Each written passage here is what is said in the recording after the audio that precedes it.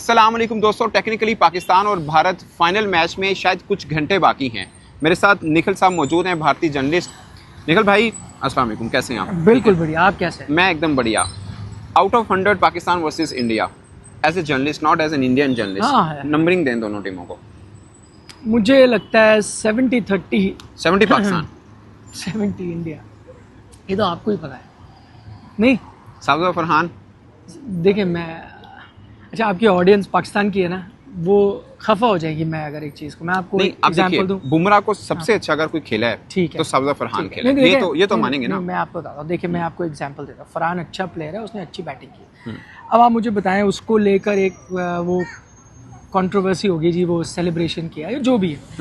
मेरा कहने का मतलब है उससे ज़्यादा तो मैं ये चीज़ देख रहा था कि उसने सेलिब्रेट किया क्या था। 50 पर आप मुझे बताएं 50 अगेंस्ट इंडिया। हाँ बट वही बात है, वो 35 बॉल्स में 50 आया उस मैच में, ठीक है। जब तक उसकी इनिंग्स खत्म हुई उसका स्ट्राइक रेट था 126-27 का, ठीक है जी। आपको पता है अगर इंडिया का, मैं ये सच्चाई कह रहा हूँ, ये नहीं कि मैं इंडियन जर्नलिस्ट हूँ, मैं बिल्कुल ऑब्जेक्टिवली क्रिकेट को देखता हूँ। इंडियन ओपनर अगर लगाता ना 100 उस स्ट्राइक रेट पे, तो वो सेलिब्रेट करने लायक नहीं होता, उसको सेलिब्रेट कोई करने ही नहीं देता। अच्छा, क्योंकि वो बिल्कुल आपने मैच लेकिन ना उस दिन एक चीज थी, मैं भी मानता हूँ स्ट्राइक रेट कम था जो का पार्ट, लेकिन उस दिन बुमराह को 4 ओवर में 45 हुए। करेक्ट। और बुमराह को पावर प्ले में कभी उनके पूरे करियर में इतने रन नहीं हुए जितने उस दिन हुए हैं। बिल्कुल। सो बुमराह को खेल लेना, और हमारी तरफ से कोई ओपनर जिसने बुमराह को पावर प्ले में छक्का मार दिया वो पहले थे, तो हम उसमें आ रहे हैं कि ठीक है पहली दफा बुमराह को खेल रहा है, पहली दफा इंडिया के खिलाफ खेल रहे हैं। अगेन स्ट्राइक रेट हम भी मानते हैं उसकी कम थी, मगर एक रहता है ना, इंस्पिरेशन रहता है कि यार ठीक है पहले मैं 50 कर ली, आप अगले मैच में लाइक फाइनल है तो उसमें स्ट्राइक रेट। वो आपकी बात बिल्कुल सही है, तो मैं फिर वह उसको दूसरे तरीके से देखता हूँ। आपने कहा कि बुमराह के गए वो 45 रन, ठीक है। दो चीजें, एक तो मैंने इतना इनडिसिप्लिन बॉलिंग बुमराह की कभी देखी नहीं, तो ये आपको कंसिडर, और मैं आईपीएल भी जोड़ रहा हूँ।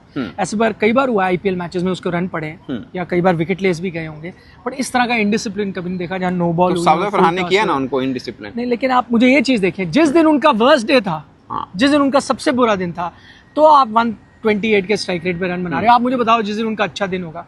आपको एग्जांपल देता हूं, इंडिया का सबसे बड़ा क्रिकेटर कुछ पिछले 10 सालों में आया है, विराट कोहली। विराट कोहली ऑलमोस्ट एक ऐसी स्टेज पे आ गया था जहाँ इंडियन टीम कह रही थी नहीं यार आप इनको बाहर करें, आप किसी और को लाएं T20 क्रिकेट में। Virat Kohli man of the match world cup 2024 final के विराट कोहली थे। करेक्ट। और जब मैच अगर इंडिया वो हार जाता ना, तो शायद सबसे बड़े जिम्मेदार भी विराट कोहली थे। एग्जैक्टली। ये मैं सही कह रहा हूँ ना? बिल्कुल। तो मैं वजह थी स्ट्राइक रेट। मैं अब आपको ये चीज बता रहा हूँ, देखिए विराट कोहली जैसे खिलाड़ी, वरना अगर कोई भी, और इंडिया के लिए भी अगर कोई एक ऐसी माहौल बना था या ऐसी चर्चा हो रही थी, ऐसे बातें हो रही थी कि उनको बाहर जाना चाहिए, उसके पीछे एक रीजन था। क्योंकि आपको जो अगले लड़के आ रहे थे ना वो इतने आगे थे। अब आप मुझे एग्जाम्पल दो, कौन सी ऐसी वर्ल्ड क्लास टीम है, इंडिया ने T20 वर्ल्ड कप जीता 2024 में, वो तो पिनिकल हो गया, पीक होगी, उससे ऊपर आप कहाँ जाओगे? आप देखो उसके बाद के जो लड़के आए ना वो उस टीम से भी अच्छा खेल रहे हैं। रोहित शर्मा बाहर गए, विराट कोहली। मैं आपको एग्जांपल देता हूँ, वो ये 21-26 का स्ट्राइक रेट, हम साहिबजादा फरहान की बात करें, इंडिया का एक ओपनर है यशस्वी जायसवाल, 160 का करियर स्ट्राइक रेट है, वो हम भी बात करते हैं। शिराज सैयद आपका बाहर बैठा है, हम भी बात करते हैं, लेकिन आपको बीइंग, इसलिए कह रहा हूँ 70-30 सही। अच्छा ठीक है, आपको बीइंग इंडियन क्रिकेट फैन और नॉट एज ए जर्नलिस्ट, आपको पाकिस्तानी टीम में से किस क्रिकेटर से डर लगता है? देखो मैं आपको ऑनेस्टली बताऊं, किसी से नहीं लगता था ऑनेस्टली। मैं अब आपको मैं बताऊं, वो मैं उस टाइम पे मैंने क्रिकेट देखा है जब हमें ऑस्ट्रेलिया की टीमों से डर लगता था। ऑस्ट्रेलिया ने कई बार ऐसे रिजल्ट्स भी दिए। अब तो ऐसी स्टेज है कि ऑस्ट्रेलिया प्लेयरों से भी डर नहीं लगता, पैट कमिंस से भी नहीं लगता, इतना मिचेल स्टार्क से भी नहीं लगता। ठीक है, ऑन अ गिवन डे ऐसा नहीं है कि इंडिया टीम हर मैच जीतेगी, वो हारेंगे भी। अभी आप बीजीटी हारे हो, जो बॉर्डर गावस्कर ट्रॉफी आप हारे। इंग्लैंड में आपने फाइट दी यंग टीम के साथ। तो ऐसे कई टीमें जो कम्पीट करेंगी, और ये नहीं इसका मतलब कि आप T20 वर्ल्ड कप जीतोगे, बट मुझे ऐसा नहीं लगता कि यार कोई एक प्लेयर है, मतलब अगर मुझे एक कोई प्लेयर चुनना भी हो तो मैं कहूँगा चले फ़खर जमान। हाँ एक है, क्योंकि ऑन अ गिवन डे अच्छा हो सकता है, थोड़ा मेरा बैगेज भी है हिस्ट्री का। मैं वहाँ था 2017 में, हाँ ओवल ग्राउंड पे मौजूद था, उन्होंने वो 100 लगाया, बहुत ज़बरदस्त 100 वहाँ भी नो बॉल थी जसप्रीत बुमराह की, लेकिन वहाँ भी बुमराह थे। हाँ वो नो बॉल पे आउट हो गए थे वो, बिल्कुल ऐसे फिर ही वो नो बॉल हुई थी। बट एनीवे वो एक मुझे खिलाड़ी लगते हैं।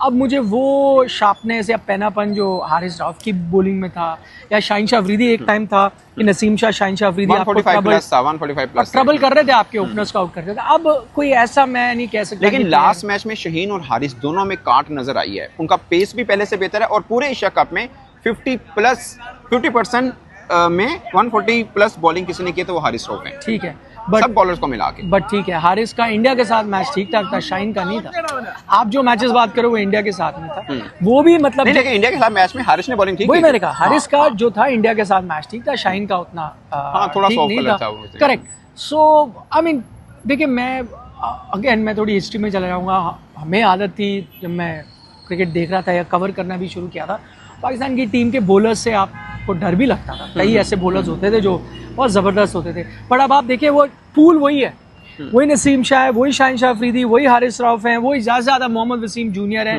या हसन अली है, या फ़हीम अशरफ है। ये 6-7 है, ये रोटेट होके आते हैं, कोई बाहर बैठेगा या कोई अंदर खेलेगा। वो एक अलग से कोई टैलेंट ना इस वक्त मेरे को मतलब नज़र नहीं आ रहा। जैसे आप एग्जाम्पल ले लें Mohammed Shami, I think one of the best match winner हमारे। वो कहते हैं कि मैं खेलना चाहता हूँ, लेकिन उनको टीम में जगह नहीं मिली। मोहम्मद सिराज का आपने मेरे से सवाल पूछा था, बिल्कुल है कि नहीं, कि उसने आपको एशिया कप जिताया, 2023 में हमने खुद देखा था, जगह नहीं बन रही उसकी जगह, क्योंकि आपके पास एक नहीं, दो नहीं, मल्टीपल ऑप्शंस है। आई थिंक वो डिफरेंस है। आपको कोई ऐसा प्लेयर लगता है जो आपको लगता हो यार इस बंदे को तो पाकिस्तान टीम में होना चाहिए, एक्सक्लूडिंग बाबर रिजवान, बहुत जिक्र हो गया बाबर रिजवान का, मैं तो उनका ही नाम लेने वाला। आप उनका नाम लेते हैं? बाबर रिजवान को होना चाहिए। मैं उसके पीछे रीजन भी देता हूँ। देखिए क्या किया आपने, मैं एज एन आउटसाइडर देख रहा हूँ कि इंडिया ने विराट, रोहित और अश्विन और इन सब के आगे देखने की सोची, या जडेजा के आगे देखने की सोची, जो करेक्ट डिसीजन है, क्योंकि आपका जो नेक्स्ट इन लाइन था वो इतना और आगे था। मतलब आप वो आईफोन अभी 17 आ गया है ना, तो जब आईफोन 15-16 स्लो हुआ तब आपने कहा मेरे पास 17 है तो मैं 17 लाता हूँ। सही है। पाकिस्तान क्रिकेट में बाबर रिजवान को बाहर बिठाने की कोई जरूरत नहीं थी, क्योंकि आई डोंट थिंक वो आईफोन 17 अभी आया था। सही कह रहे हैं। तो आप कह रहे हैं अभी तक नहीं आया। तो मैंने आपको एग्जांपल दिया, मैं उस दिन बात कर रहा था। अब क्या हुआ, आप इंडिया से हारे एक मैच, ठीक है, आपने हसन नवाज को बाहर कर दिया, जो मुझे लगता है अच्छा बैटर है। आफ्टर फकर मैं उसको रेट करता हूँ। एनीवे उसको बाहर किया। आपके ख्याल में हसन नवाज को अंदर होना चाहिए? बिल्कुल। फिर मैंने सुना कि भाई उसकी जगह आ रहा है हुसैन तलत। मैंने उसका ज़्यादा नहीं सुना था ऑनेस्टली, तो मैंने थोड़ा रिसर्च करी भाई क्या है। मैंने देखा उसने 19 उस तक T20 मैचेस खेले थे, ऑलराउंडर है वो, ठीक है, 116-19 है, पता नहीं 119 उनका करियर स्ट्राइक रेट है। अब मैं वो देख रहा हूँ तो फिर यार मुझे तो ऐसे लगेगा ना एक खिलाड़ी जा रहा है, अब एक दूसरा बम आएगा, कोई जबरदस्त आएगा। बट जब मैंने वो स्ट्राइक रेट देखा, मैंने कहा ये अब रिप्लेसमेंट। अब मिडिल ऑर्डर की मैं बात करूं, श्रेयस अय्यर, आप भी उनके फैन हैं। हाँ, मैं मुझे लगता है कि उनकी टीम को जगह बनती थी। वो देखें, वो इंडिया के पास ऐसा है जो मिडिल ऑर्डर में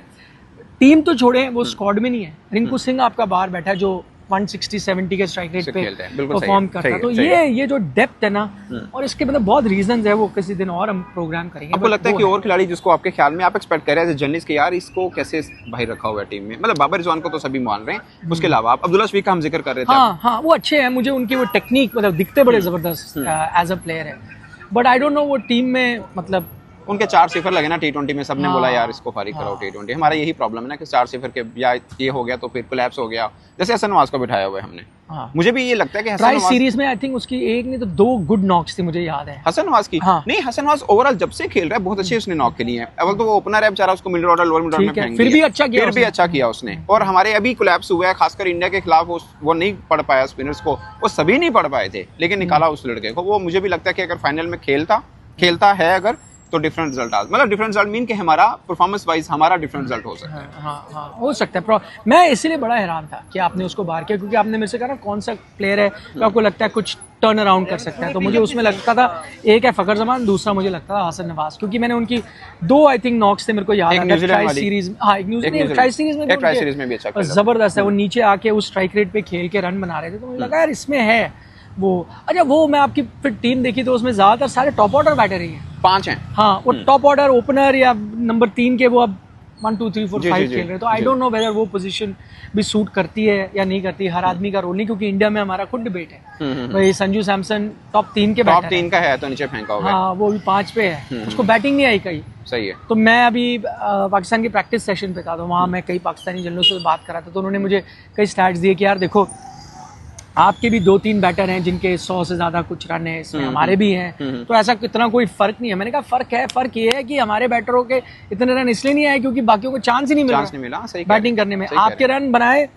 पिछला मैच ही मेरे को याद है, शाहीन शाह अफरीदी, फहीम अशरफ और नवाज ने लोअर ऑर्डर। इंडिया के साथ भी वो पहले मैच में शाहीन नीचे आकर इंडिया का लोअर ऑर्डर जो है उसको चांस ही नहीं मिलता, 5-5 बॉलें मिल रही सबसे ज्यादा। तो कोई डर नहीं है आपको पाकिस्तान टीम से? हमारे यहाँ एक कैंपेन चल रहा था पहले जब 4 मैच हुए ना, जस्टिस फॉर संजू सैमसन। क्यों जस्टिस? कि यार उसको बैटिंग तो दे दो, वो 5 नंबर पे बेचारी की बैटिंग नहीं आ रही किया ना तब किया, क्योंकि उससे पहले जो उसकी बैटिंग नहीं आई कई मैचेस में, तो कहा यार ओमान के साथ तो उसको ऊपर भेजो, फिर उसने 50 किया। फिर पिछले मैच में भी थोड़ा चांस मिला श्रीलंका के साथ, तो उसने अच्छी बैटिंग करी, 39 आई थिंक की है, वो भी अच्छे किए उसने। तो डेप्थ है, आई थिंक वो फर्क आ गया है टीमों में, डिफरेंस। तो आप और टीम इंडिया रिलैक्स है फाइनल को लेके, कोई टेंशन नहीं है? टीम देखिए, सूर्य कुमार यादव बड़े रिलैक्स किस्म के इंसान है। अच्छा, मैं रिलैक्स होगा भी है मैं रिलैक्स की जैसे बात करता हूँ, पाकिस्तान ने प्रैक्टिस की, अच्छी बात है प्रैक्टिस की। इंडियन टीम ने आज सिर्फ पूल सेशन किया है, वो तो हम भी ना करते अगर हमने लास्ट नाइट मैच खेला होता तो इंडियन टीम रिलैक्स करी थी स्विमिंग पूल पे, ताज होटल पे रह रहे हैं वो, यहाँ से ज्यादा दूर नहीं है। हाँ जी।